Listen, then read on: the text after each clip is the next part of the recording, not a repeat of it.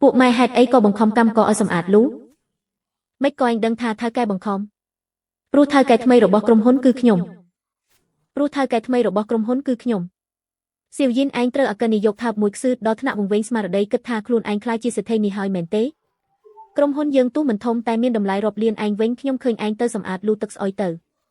មើលថាខ្លួនឯងមានវាសនានឹងអត់យកនាងទៅសុំទោសផងសៀវយិនកន្លែងនោះខ្វក់ណាស់ស័កសមនឹងឯងបំផុតលែងខ្ញុំពិតជាថៅកែមែនពួកឯងធ្វើដាក់ខ្ញុំបែបនេះច្បាស់ជាស្ដាយក្រោយមិនខានយកនាងទៅលែងនាងទៅអ្នកទាំងអស់គ្នាជាមិត្តរួមការងារខ្ញុំទាមទារឲ្យទិញឧបករណ៍ថ្មីក៏ដើម្បីពួកយើងដែរហេតុអីក៏ពួកឯងចង់ប្រឆាំងនឹងខ្ញុំពួកយើងសុទ្ធតែជាអ្នកស៊ីឈ្នួលគេរកបានតែប្រាក់កម្រៃទិញឧបករណ៍ថ្មីតើមានប្រយោជន៍អីសម្រាប់ក្រុមហ៊ុនដល់ពេលត្រូវបញ្ឈប់ពីការងារឯងទទួលខុសត្រូវរួចទេខ្ញុំមិនឲ្យអ្នកណាត្រូវបញ្ឈប់ពីការងារទេឲ្យតែខំប្រឹងធ្វើការក្រុមហ៊ុនយើងនឹងកាន់តែរីកចម្រើនឯងគិតថាឯងជាស្អីខ្ញុំឃើញឯងទៅសម្អាតលូទឹកស្អុយឲ្យភ្ញាក់ខ្លួនបន្តិចទៅលូហ្វាងឯងឈួតហើយមែនទេ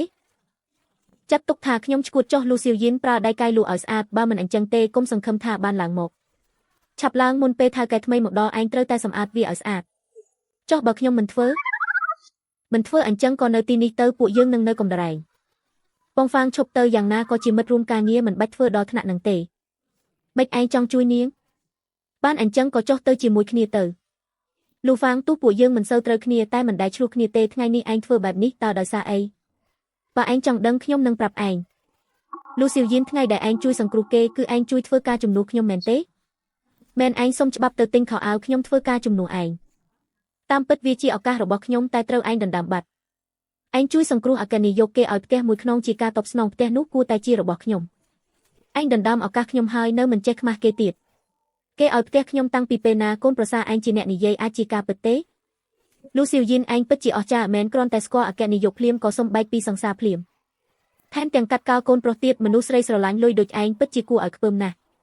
តាមពិតគឺចាងស៊ូយីងជាអ្នកញុះញង់នាងត្រូវគេបាញ់ស្លាប់ហើយកុំធ្វើពុតឯងហ៊ាននិយាយថាឯងមិនបានបែកពីវាំងឡុងទេឯងហ៊ាននិយាយថាកូនប្រុសកូនប្រសារឯងត្រូវគេវាយរហូតដល់សន្លប់មិនមែនជាស្នាដៃឯងទេ